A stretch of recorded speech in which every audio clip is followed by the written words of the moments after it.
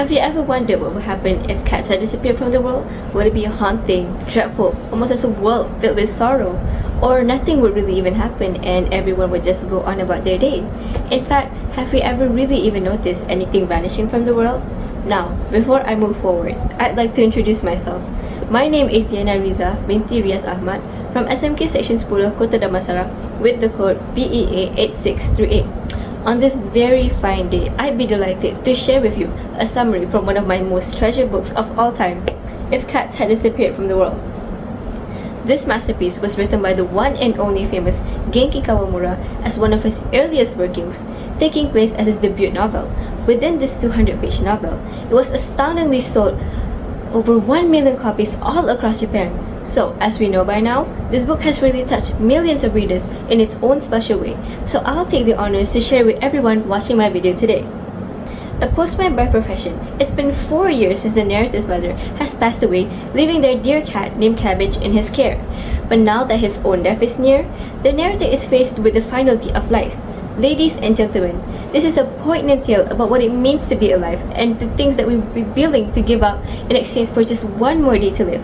At least that is the kind of deal that the narrator is offered when the devil appears to him after being told he has at the very last stages of cancer and has no more than 6 months to live.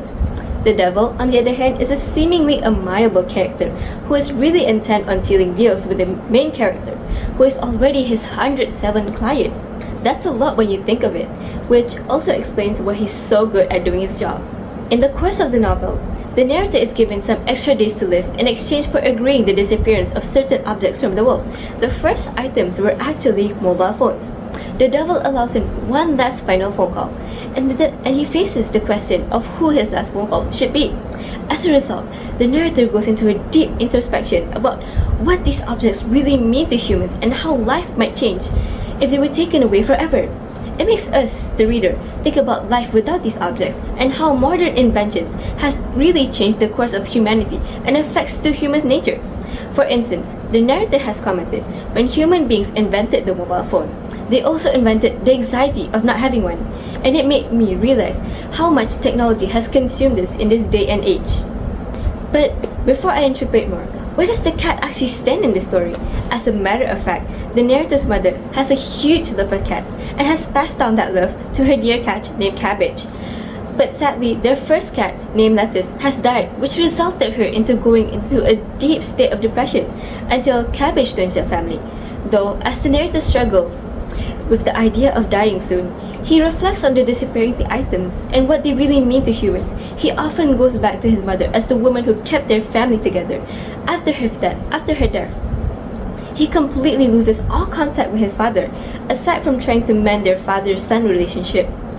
She was the one who teaches him about the different ways to cope with life, and she is also the person who gives him the perspective of nature of cats. One of the remarks that he often goes back to his mother comments is, "We may think that we own cats, but that's not the way it is. They simply allow us to enjoy their warm presence." And this sends a heartwarming message to all the readers all across the world, including myself. This is why I would recommend this book to everyone, as not only it teaches us the acceptance of life, but it really does also emphasize on love and peace in oneself. Living in a world of hectic lifestyles and burdens of stress, it is really important to be aware of your surroundings, your loved ones, and spend as much time you can with them while it lasts. I end my talk here with a very big thank you, and I really appreciate everyone listening to the summary of the book that I cherish the most. Thank you.